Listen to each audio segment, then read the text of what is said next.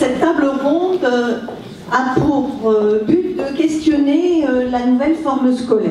Donc ce matin, nous allons essayer de regarder finalement en quoi ces équipements numériques permettent de repenser cette forme scolaire. La manière d'enseigner, la manière d'apprendre, l'organisation, l'aménagement de l'espace, les temps d'apprentissage,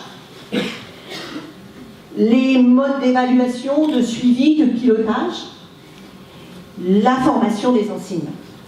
Et je pense que le numérique a permis d'apporter un regain de vitalité, d'expérimenter, d'innover, de créer de nouvelles méthodes pédagogiques, d'impliquer plus étroitement l'ensemble des acteurs de terrain, et puis d'accompagner les attentes et les besoins de chacun. La classe traditionnelle, qui était véritablement adaptée à une pédagogie frontale descendante, ne s'applique plus à des pédagogies différentes. Alors moi je voudrais savoir ce que le ministère a pu développer. Est-ce qu'on a de l'aide de la part des services de l'administration centrale pour prendre en compte ces changements? Et puis finalement, est-ce que vous avez des préconisations? Alors justement, on va voir ensemble, il n'y a pas de préconisation, puisque chaque établissement, chaque école doit appartenir à son territoire, et il n'y a pas de recette magique pour créer l'établissement de 2018. Voilà. Justement, je voudrais revenir à une étude de 2015 de l'université de Manchester, qui s'appelle Clever Classrooms, qui montre que la lumière, la température, la qualité de l'air, la flexibilité des espaces, la personnalisation des espaces, la couleur, impactent pour 16% dans la variation des progrès scolaires de l'élève.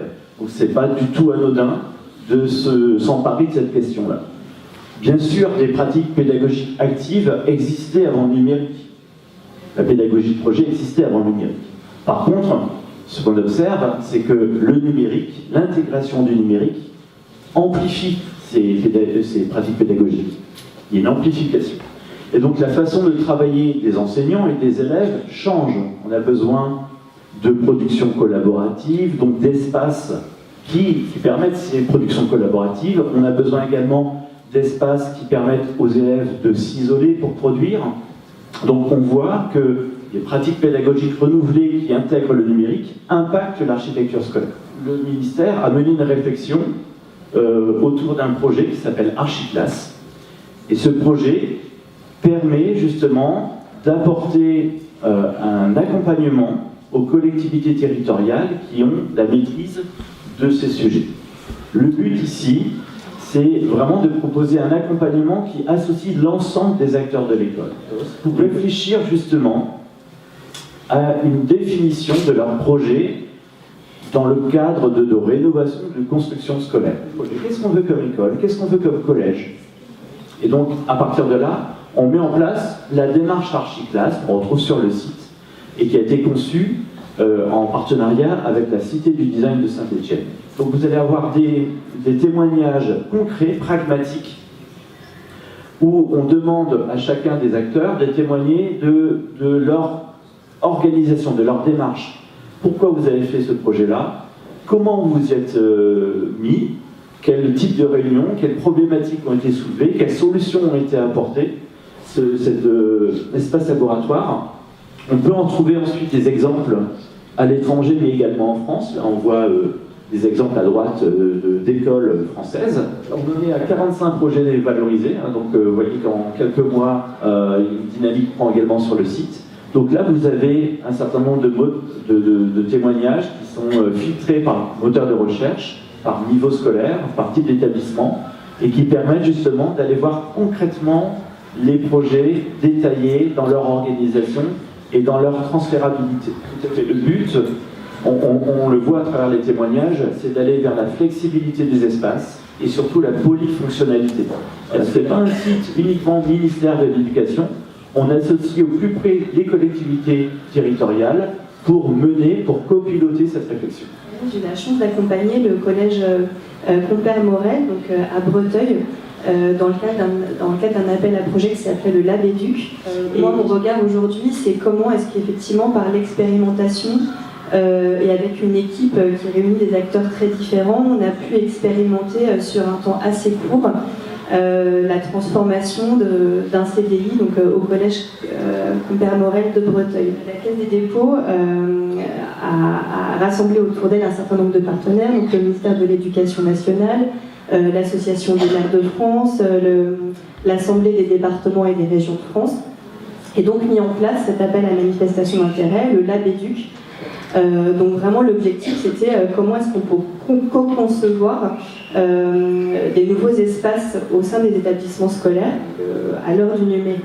Finalement ces 5 projets ont permis sur 5 terrains différents de questionner 5 espaces différents et assez simples, enfin assez significatifs dans un établissement. Donc encore une fois avec cette question de comment est-ce que par l'aménagement et la conception de ces espaces, on peut repenser les usages. Donc on avait vraiment à la fois un regard recherche, un regard design et puis un regard, j'allais dire, métier, opérationnel.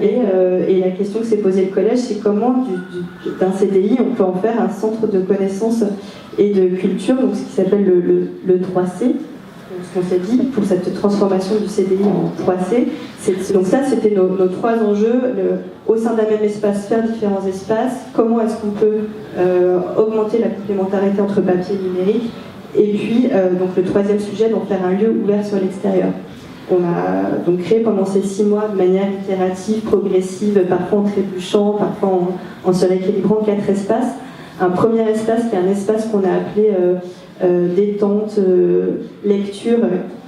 On a un 2e espace qu'on a appelé espace de travail, un espace aussi multimédia, un 4e espace qui était plus lié à la créativité. Du coup, qu'est-ce que ça donne un an après?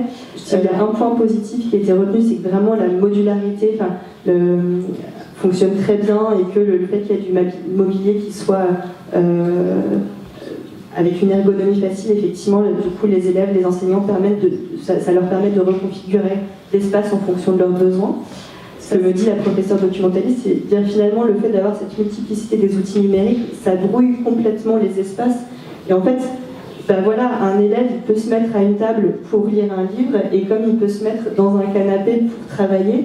Pourquoi on a répondu à l'appel à projet? L'objectif, c'était de s'inscrire dans cette dynamique numérique pour un collège qui était plutôt ancré dans des méthodes assez traditionnelles qui fonctionnent tout de même. Et notre rôle, à moi, au chef d'établissement et aux différentes personnes ressources qu'il peut y avoir au sein de l'établissement, ça a été d'être un facilitateur de la mise en place de ces classes mobiles. On a d'abord essayé de définir des objectifs et de développer un projet numérique, puis après on l'a affiné avec des acteurs au sein d'un comité de pilotage. Donc au-delà des problèmes de matériel, il fallait aussi qu'on ait une évolution des pratiques des enseignants, et c'est ce qui pose le plus de soucis. Ça évolue doucement, et on essaye de faire en sorte que ça se fasse petit à petit dans la collaboration surtout. Donc on a utilisé aussi des banques de ressources de PO60. On oriente aussi les enseignants vers la BRNE, donc on leur donne des pistes, ça leur permet aussi de voir des exemples qui fonctionnent et de les tester.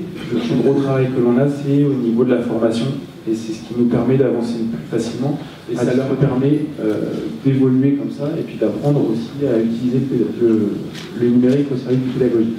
Et travailler et se faire se rencontrer les personnes de l'ADAN, les personnes du conseil départemental et nos enseignants, ça nous permet aussi parfois de lever certains freins. Par exemple, je me suis contraint aussi à passer de plus en plus, que ce soit pour les élèves, pour les parents ou pour les enseignants, à passer par le numérique pour les différentes communications. Et on remarque sur cette utilisation-là que c'est beaucoup par discipline et surtout beaucoup par enseignant. Voilà, c'est l'enseignant qui a de l'appétence, qui permet soit à son équipe de mener à bien des projets numériques, soit c'est vraiment une discipline où ils sont coordonnés, ils travaillent ensemble avec le numérique, mais c'est très ciblé, effectivement. Effectivement, tous ces changements, toutes ces réformes en cours, font apparaître des besoins en termes de formation. Ces besoins augmentent tous les ans. Le ministère et le réseau Canopé peuvent aussi nous accompagner. On a maintenant des MOOC, et puis la plateforme Magistère, qui propose des parcours de formation qui peuvent être obligatoires, mais qui peuvent être aussi sur la base du volontariat.